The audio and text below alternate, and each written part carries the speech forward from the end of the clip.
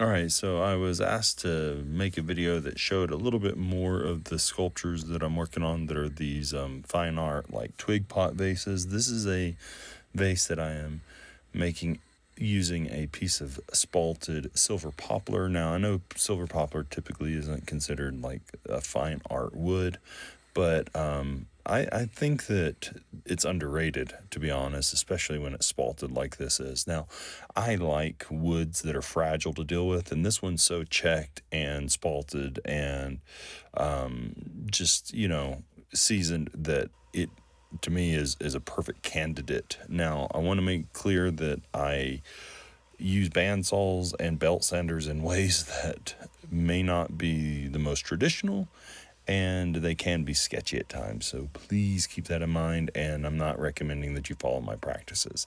Here you can see a piece of it came out when I was on the belt sander, and I thought about gluing it back in, but if you notice, that wedge had a big check crack on each side of it, which is why it broke loose. That plus the fact that it's spalted wood. And so I decided, instead of trying to re-glue and epoxy that in, because that's really not my style, I would just adapt and I would continue to sculpt. And I do use the belt sander as one of my sculpting tools. It's not just a rough finishing tool. I actually use it to form and shape quite a bit. And clearly, I'm pretty sure, but by now you can tell that my style of art is very freeform. I don't do much in the aspect of drawing it out first. I let it kind of speak to me as I go.